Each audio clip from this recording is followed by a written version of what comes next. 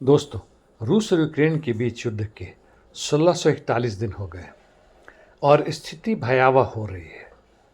War of attrition यानी एक दूसरे को बर्बाद करने की बहुत ज़बरदस्त योजना कामयाब होती नज़र आ रही है। ड्रोन्स, मिसाइल्स और अन्य तरह के भी आर्म्स सिस्टम, वेपन सिस्टम का इस्तेमाल हो रहा है। आप अधिकांश बैकग्राउंड में वीडियो में देखेंगे तो यही नज़र आ रहा है। अमेरिकी प्रवक्ता ने यह कहा है कि रूस हार रहा है। हालांकि पुतिन का यह नहीं मानना है। उन्होंने कहा है कि इतने आक्रमणों के बावजूद रूस के इंफ्रास्ट्रक्चर पर कोई खास असर नहीं पड़ा है।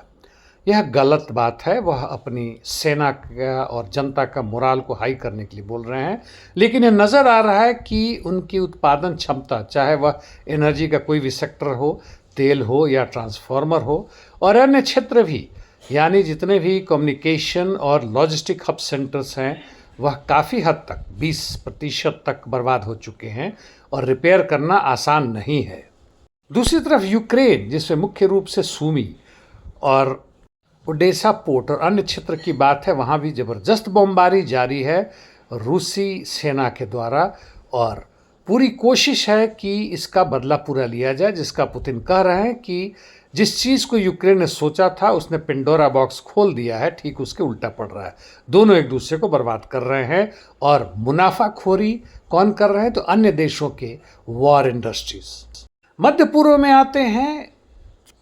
आईडीएफ के द्वारा लगातार जनसंहार जारी है, चाहे वह गाजा पट्टी हो, वेस्ट बैंक हो। वैसे कहने के लिए वहाँ पे रीसेटलर्स को लाने की प्रक्रिया को रोक दिया गया है पाश्चात्य देशों के दबाव के कारण, लेकिन ऐसा कुछ खास नहीं है। यह एक कदम यदि पीछे है तो 2-3 कदम आगे वाली स्थिति है। उनका आक्रमण लगातार जारी है दक्षिण लेबनान और अन्य क्षेत्रों में भी, सीरिया के भी अन्य क्षेत्रों में भी, जहां भी उनकी मर्जी आती है वो बमबारी कर रहे हैं। पाकिस्तान का कहना है कि जो MOU साइन किया गया था, मेमोरेंडम ऑफ अंडरस्टैंडिंग, अमेरिका और ईरान के बीच में, उसे फिर से बहाल करने की कोशिश की जा रही है। लेकिन देखते हैं यहाँ पे क्या होता है। जहाँ तक अमेरिका की बात है, उसने अब इस तरह का प्रतिबंध लगाया है कि उसके आगे प्रतिबंध का कोई मायने नहीं है। वह बेमानी हो चुका है ईरान के खिलाफ।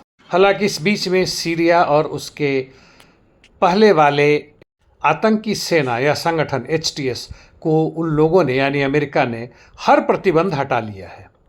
जमाना बदल रहा है, लेकिन किस दिशा में दोस्तों, यह सोचने वाली बात है। सूडान, DRC और अन्य क्षेत्र में भयावह स्थिति है। दक्षिण सूडान में भी, जो सूडान से भागे हुए शरणार्थी हैं, उसकी स्थिति बहुत बुरा है और वह लाखों में है। हमारे सुनने वाले कम ही हैं, लेकिन उन्हें लगता होगा कि बार बार मैं एक ही चीज़ दोहरा रहा हूँ। क्या आपको ऐसा नहीं लगता कि आप बार बार पश्चिमी सभ्यता और अपने ही देश के, जहाँ तक गोदी मीडिया की बात है, यही चीज़ आपको बार बार दोहराते हैं? धर्म, जाति के आधार पर नफरत फैलाना और कुछ अन्य नहीं है। रोजगार की बातें नहीं करते, शिक्षा, स्वास्थ्य की बातें नहीं करते, और आप पीछे देखिए। आज के लिए इतना ही। धन्यवाद।